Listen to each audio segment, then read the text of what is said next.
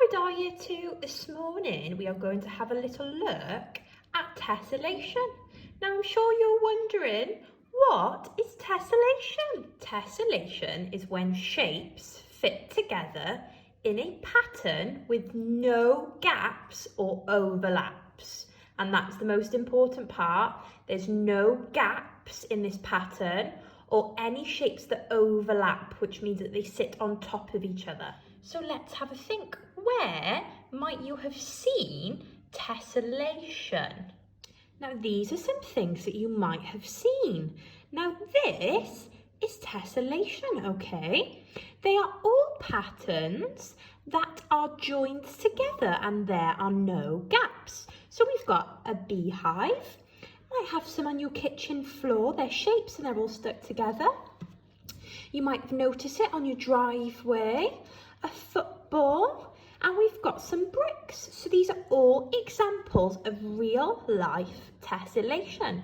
So let's have a little go now at creating our own pattern. So the very first thing I've done is that I've used a ruler to measure out my square shape to help me create my pattern, okay? Now I've used a ruler so that I know my square is the same size all the way around, okay? You don't have to do that, but you might want to do it to be a little bit more accurate. Now I'm going to create my pattern on this page, but remember they have to be touching and there can't be any gaps. So I'm going to place my cutout shape on top of my piece of paper and I'm going to draw around it to make sure they are all the same size. Once I've drawn around it, I'm going to move my cutout next to it. Now remember there can't be a gap, so I'm not going to draw it by here. I'm going to make sure that they are touching before I start to draw around it again. I'm continuing to move my square to the right, drawing the shapes next to each other to make sure that there is no gaps. And then once I get to the end, I'm going to start underneath. Now I'm going to carry on making sure that I don't leave any gaps in between the 2D shapes, or I don't want them overlapping. So what I mean by overlapping is that I wouldn't draw it here. It needs to sit underneath that line, okay? They need to be touching, but not overlapping. Now don't worry if your shapes when you get to the edges or the bottom slightly come off, because that's fine. Just draw around it until the end of the page, okay?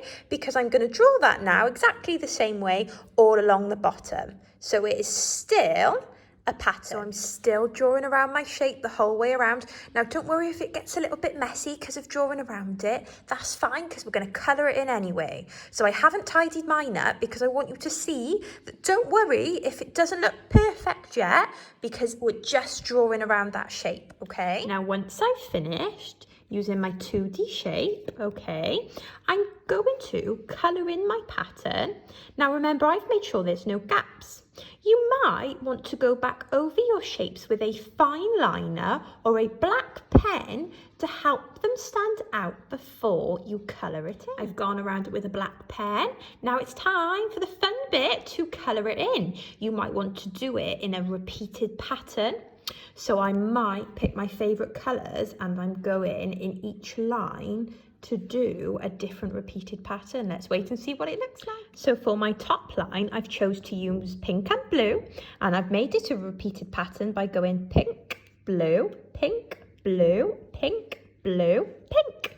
So on my next line, I think I'm going to do another repeated pattern, but I'm going to try it with 3 different colours instead. For my next line, I've got orange, orange, green, yellow. What colour do you think I'm going to choose next? I'm not changing my choice of colour, so I've got orange, orange, green, yellow. That's right, I'm going to use orange again because I'm repeating my pattern. So I'm going to do another 2 orange boxes. So I've got orange, orange, green, yellow, and then you guessed correctly by saying I need orange, orange. So what colour should be under my blue square? So orange, orange, green. So it should be orange, orange, Green, good job. So I've got a different repeated pattern here. I've coloured in all of my squares, so I've completed my tessellation pattern.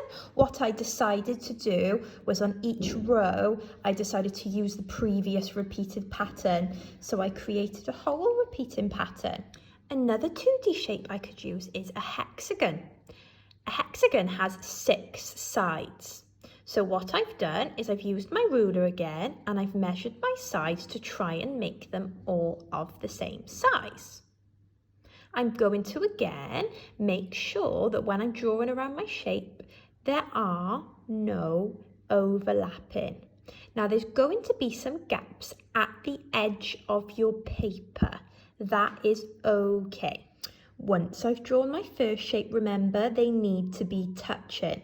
So I'm going to draw my next one underneath, making sure that where I'm drawing my new shape is touching the shape I've previously drawn. Remember, don't worry if your shape comes off the edge of the page, that is fine, okay? Now when I draw my next one now, I'm going to position it so it fits in between those two so that it is still touching, okay? I'm not leaving any gaps between those shapes. Remember, don't worry if it's a little bit messy at the moment, that's fine because we can neaten it up at the end. So I'm going to replace my cutout exactly where I want to draw around it, making sure it's touching the shapes closest to it, okay? Now I've finished drawing my shapes, okay, even on the edges, so even if you're not drawing the full shape, all the way around. And the reason why I'm not worrying about these gaps is because if I popped my shape by there, I could see that if my paper was longer, okay, I could carry on drawing. So that's why there's those gaps around the edges, because they can carry on the shape. Okay, but because we've only got a certain size piece of paper, I'm still just going to draw on the corners that I can. So now I'm going to tidy it up by using my black pen and I'm going to colour it in. I've tidied it up with my black pen, so now I am ready to colour. Now when you are ready to create your own, there are 3 main 2D shapes that are the best to use, because remember, with tessellation we cannot have any gaps or spaces. So I've shown you how to use a hexagon and a square. These can be any size you would like them to be. You also might want to try it with a triangle. Now you might think, well, Miss Evans, if I did triangles, there would be spaces underneath. But I can draw a triangle in between them too, so there won't be any gap. So you can see that I've drawn that triangle in between the other 2 triangles I've drawn, which means that there's no gaps between the shapes. So I might draw my next triangle, making sure that they're back to back, and I'll just continue like I have with the other shapes, drawing them next to each other, making sure I don't leave any gaps. Okay, now I'm going to give you an example of why we can't use all shapes for tessellation. So I've chosen a heart and I've drawn around my heart on my piece of paper. Okay, now if I was going to draw it again, they don't fit in nicely next to each other, there would be a gap.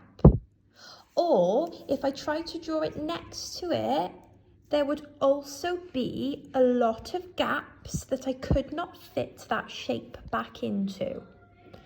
So when you're choosing, have a go at choosing between a triangle, a hexagon, or a square.